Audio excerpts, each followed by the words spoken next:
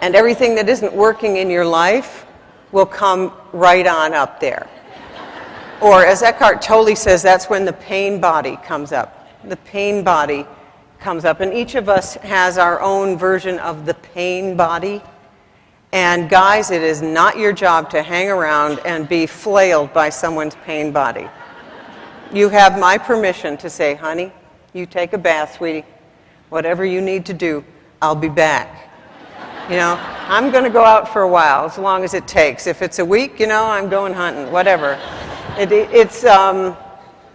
We women need to own that we are needing to digest our own pain body, not project it onto someone else. That's the I can't do it that Susie was talking about.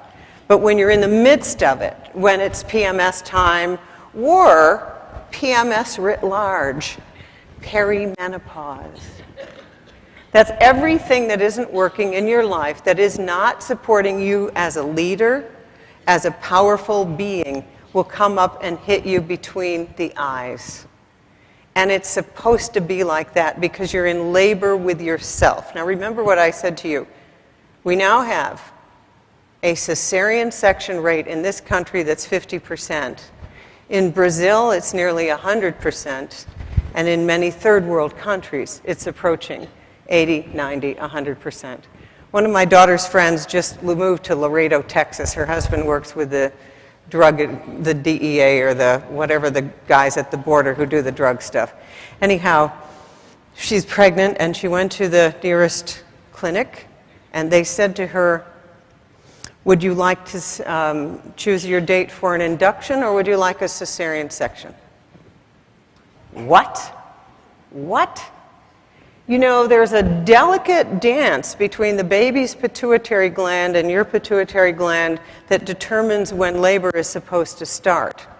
And I don't think labor is supposed to start when your mother can make a flight on United to Omaha.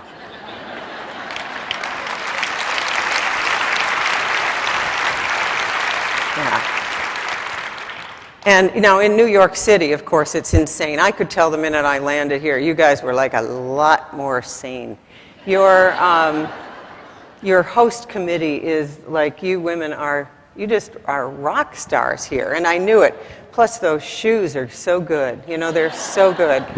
And so, you know, if I said in New York City that the time for labor to start is not when your mother can make it on a flight, I might have been booed, because they live like that, with the crackberries and that you've got to schedule it. And if you talk about that there's something to be learned from labor, it's like, are you kidding me? You know, there's some truth to that movie, The Devil Wears Prada, the role that Meryl Streep played. That's a woman so far removed from the wisdom of her body, so far removed. So how does the wisdom of your body come through?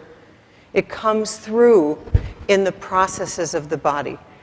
Premenstrually, you're more apt to cry at what has meaning for you. Do you know how I chose OBGYN as a field? I was in med school, saw a baby born in my rotation. I had a mask on, you know, surgical mask. I'm up there at Dartmouth. It's up in Hanover, New Hampshire in the North Woods, very good school. And I see the baby born, one of the homeliest couples I've ever seen before or since. This is really true. And when the baby was born, I was so moved, I nearly fell to my knees with tears. Just like, you know, when you're just so moved, you just don't know what to do. Some of you may have felt that way, I don't know, during the inauguration. There were moments there where you just felt moved by something much bigger than yourself.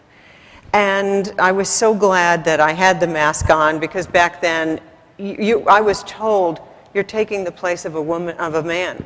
You know, you being here takes the place of someone who's really going to do the work. I was told that. And what I love now is a lot of those people are dead.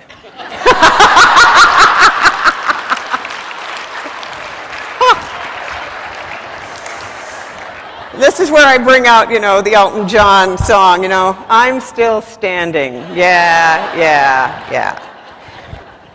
Oh, when we started Women to Women, the clinic that I co-founded with a couple nurse practitioners back in '85, the men in the community, and I loved them. God loved them. I did. And they would say, only women?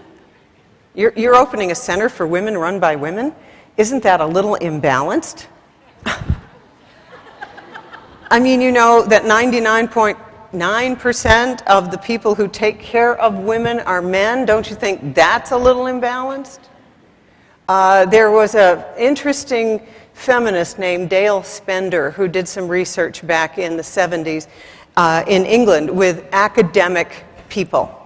And so she was working in the women's studies department or whatever department, and she wanted to see, because our perception about power is determined by our culture and by what we've been taught and by language and so on. And so what she did to do research, and I love this research, she simply put a tape recorder in the faculty lounge and then let it go for a day or two. She did this over a course of about a month.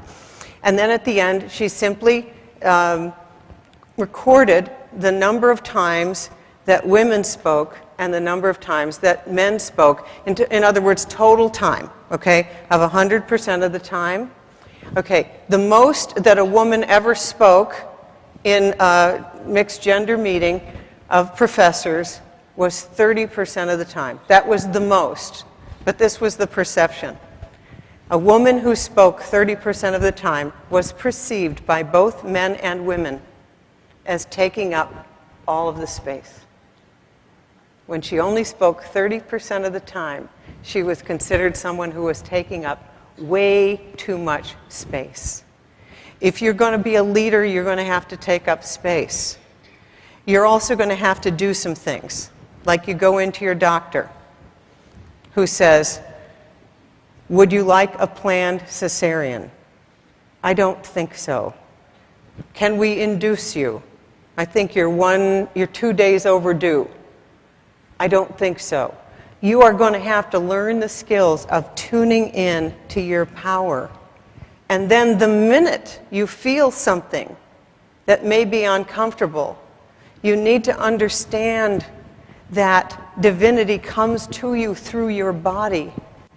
And so you must learn, to some extent, to be with the normal processes of your body, including the need to cry, the need to move, the need to breathe fully, but mostly the need to weep. Now, I was told that this town was settled by Irish Catholic people. Is that correct? So how many people do we have in the audience with an Irish Catholic background? I just want to check it out here. Okay. All right. That's quite a few. When I did my training in St. Margaret's Hospital for Women in Boston, which was an Irish Catholic hospital, I was very proud of something that I had done with a cancer patient. And so I'm talking about it to a nurse coordinator. And she says to me, don't break your arm patting yourself on the back. How many of you with an Irish Catholic background were ever taught to never blow your own horn? Was anyone ever taught that? Don't ever blow your own horn. Don't ever say anything good about yourself. Well, that's good. That's stopped. They did an interesting study a while back on college infirmaries to determine who came first to the infirmary and who came in last when they were at death's door. Okay, Jewish people came first. I don't know why, but this is just what happened. The Jewish people came first. They were a little neurotic in this particular study. You know who dragged themselves into the clinic when they were pretty near death? The Irish Catholics, always. Because they had been taught that suffering and martyrdom was a virtue. So if any of you have been taught that suffering and martyrdom buys you something, get over it. Get over it. It buys you nothing. Here's an example. You see this all the time in women's non-health, okay? Okay, a funeral. Funeral of a 51-year-old mother. And I think right up there, you know how you do the slideshows these days? The production values have gotten way better on funerals, in my opinion. No, really, I think a good event should always be produced, you know, and I'm thinking that I should probably be planning my funeral now, telling the girls what I would like to have, because, you know, it should be a good party. Because I really just think you recycle and you don't die, so who cares?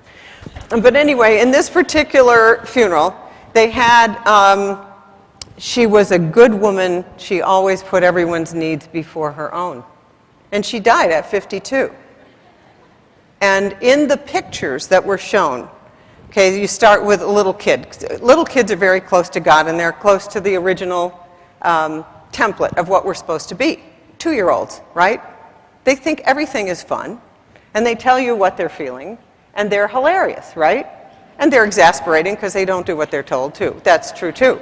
Okay, so every year there was a picture of her, and she's bright and shiny, and she's shiny, and she's shiny, and then she gets married, and she's more in the background, and she's more in the background, and more in the, until she was like really overweight and puffy in the background. So you could see the trajectory of her life. I'd like you to reverse that trajectory.